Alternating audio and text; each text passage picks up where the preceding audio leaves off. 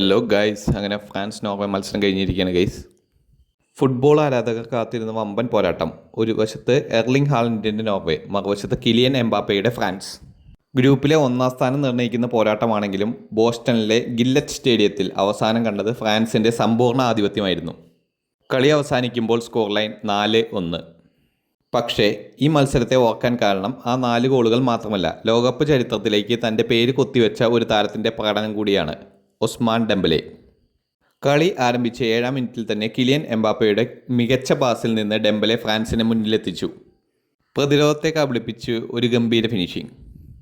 20-ാം മിനിറ്റിൽ വീണ്ടും എംബാപ്പയുടെ സൃഷ്ടിയിൽ ഡെംബലെ 2ാം ഗോൾ നേടി. ഫ്രാൻസിൻ്റെ ആക്രമണ നിരയിലെ മൈക്കിൾ ഒലീസെ, ഡെസിറെ ഡൂവെ, ഡെംബലെ, എംബാപ്പെ എന്നിവർ ചേർന്ന് നോർവേയുടെ പ്രതിരോധത്തെ പൂർണ്ണമായും തകർത്തു. എന്നാൽ നോർവേ അത്ര എളുപ്പത്തിൽ കീഴടങ്ങിയില്ല. 2ാം ഗോൾ വഴങ്ങിയതിന് തൊട്ടു പിന്നാലെ ആൻഡ്രിയാസ് ഷെൽഡറുപ്പിൻ്റെ പാസിൽ ടെയ്ലോ ആസ്ഗാർഡ് മനോഹരമായ ഷോട്ടിലൂടെ സ്കോർ 2-1 ഒരു നിമിഷം മത്സരം വീണ്ടും ആവേശത്തിലേക്ക് തിരികെ വന്നതുപോലെ തോന്നി.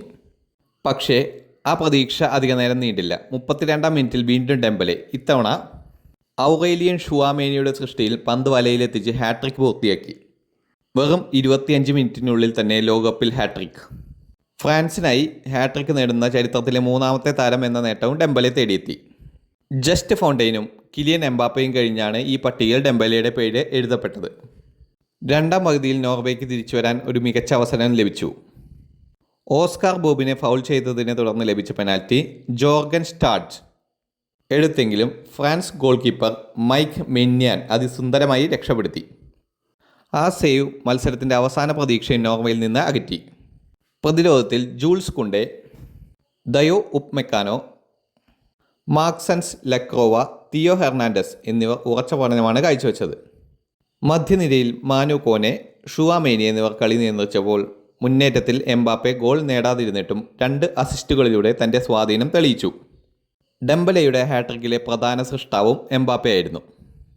നോർവേയുടെ ഭാഗത്ത് Oscar Bobb, Fredrik Aursnes, Patrick Berg, Kristian Thorstvedt എന്നിവർ പൊരുതിയെങ്കിലും ടീമിലെ പ്രധാന താരങ്ങളായ എർലിംഗ് ഹാലൻഡ്, മാർട്ടിൻ ഒഡേഗാർഡ് എന്നിവരെ പരിശീലകൻ സ്റ്റോലെ സോൾബാക്കൻ വിശ്രമിപ്പിച്ചതോടെ ആക്രമണത്തിന് മൂർച്ച കുറഞ്ഞു.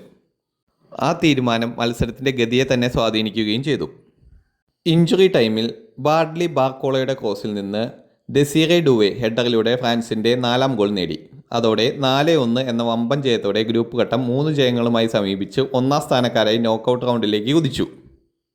നോർവേ പരാജയപ്പെട്ടെങ്കിലും ഗ്രൂപ്പിൽ 2ാം സ്ഥാനക്കാരായി അടുത്ത റൗണ്ടിലേക്ക് യോഗ്യത നേടി. അവസാനമായി പറയുകയാണെങ്കിൽ ഈ മത്സരത്തിന് ശേഷം എല്ലാവരും സംസാരിക്കുന്ന ഒരേ പേരാണ്, ഉസ്മാൻ ഡെംബലെ. എംബാപ്പയുമുണ്ട്, ഒലീസയുമുണ്ട്, ഡുവയുമുണ്ട്. പക്ഷേ ഈ രാത്രി മുഴുവൻ സ്വന്തമാക്കിയത് ഡെംബലെയാണ്. ലോകകപ്പ് കിരീടത്തിനായി ഇറങ്ങുന്ന ഫ്രാൻസ് ശക്തമായ മുന്നറിയിപ്പാണ് നൽകിയിരിക്കുന്നത്. ഈ ആക്രമണ നിരയെ തടയാൻ ഏത് ടീമിനാകും? അതാണ് ഇനി ലോകം ഉറ്റുനോക്കുന്നത്. കൂടുതൽ വാർത്തകൾക്കും വിശേഷങ്ങൾക്കുമായി ഈ ചാനൽ ഇപ്പോൾ തന്നെ സബ്സ്ക്രൈബ് ചെയ്യുക.